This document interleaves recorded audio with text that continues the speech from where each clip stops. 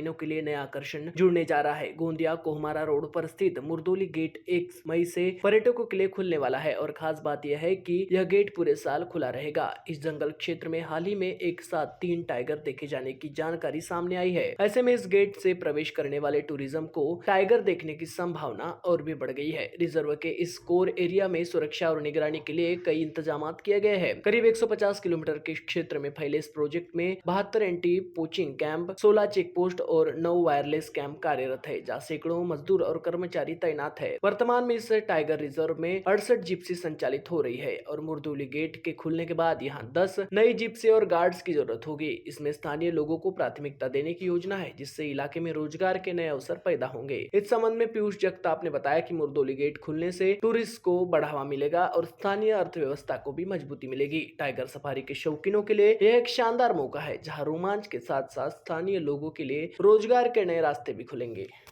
सध्या तरी आम्ही 4 गेटचं नियोजन केलेलं आहे। म्हणजे आपण 4 बफरमध्ये जो आता नव्यानेच आपल्याकडे हस्तांतरित झालेला आहे, त्याच्यामध्ये आपण 4 नवीन गेट ओपन करण्याचं नियोजन आहे। परंतु 1 मेला आम्ही सध्या मुरदोलीचं जे गेट आहे ते आपण आता ओपन करणार आहोत। गोंदियापासून अगदी जवळ आहे। तुम्ही गोरेगाव क्रॉस करून थोडंसं समोर गेलात की हे गेट आहे। गोंदियामध्ये स्थायिक आणि तिकडून कोहमाऱ्यावरनं सुद्धा हायवेवरनं येणारे जे पर्यटक आहेत ते या गेटचा आनंद घेऊ शकतील।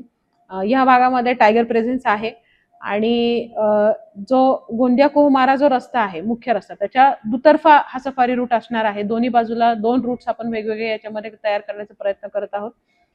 त्याचबरोबर या गेटवरती ज्या जिप्सीज आणि जे गाईड्स असणार आहेत ते स्थानिक मुरदोली गावातले आणि त्या ग्रामपंचायतींचे असणार आहेत। त्यामुळे स्थानिकांना यातनं रोजगार उपलब्ध होणार आहे आणि पर्यटकांना निसर्गाचा आनंद घेता येणार आहे। नाही, ऑनलाईन बुकिंग आपली जी नवेगाव नागझिऱ्याची किंवा सर्वच टायगर रिझर्वची जी ऑनलाईन महाराष्ट्र गव्हर्नमेंटची वेबसाईट आहे त्याच्यावरच याची ऑनलाईन बुकिंग उपलब्ध होणार आहे। सुरुवातीला 10 स्लॉट्स आपण ओपन केलेले आहेत।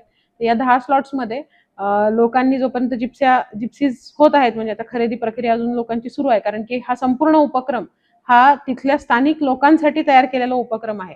त्यामुळे शासन कोणतेही याच्यामध्ये वाहन स्वतःचं लावणार नाहीये, लोकांनीच आपल्या जिप्सीज त्याच्यामध्ये लावायचे आहेत।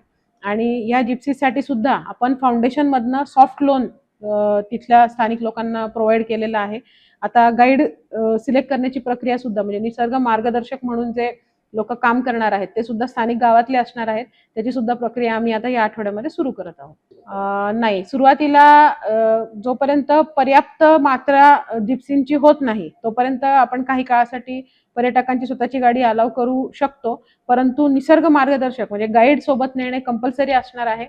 आणि लवकरच आपण प्रयत्न करणार आहोत की जिप्सीनीच हा टुरिझम व्हावा, कारण की पावसाळ्यातही आपलं हे गेट उघडं सुरू राहणार आहे। ते बफरमध्ये असल्या कारणाने आपण ते 12 महिने सुरू ठेवू शकतो आणि त्यावेळी मग कधी पर्यटकांची स्वतःची गाडी फसणे वगैरे हा प्रकार होऊ शकतो। त्या दृष्टीने आपण एकसारख्या व्हेकल्स जे आहेत त्या तिथे वापरणार आहोत।